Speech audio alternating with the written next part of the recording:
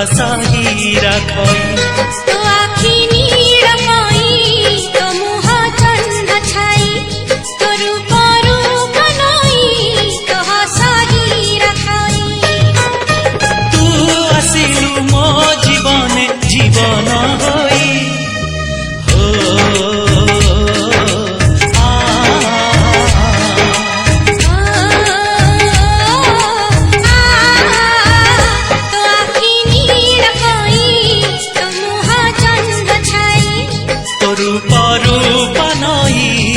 हसाही राखई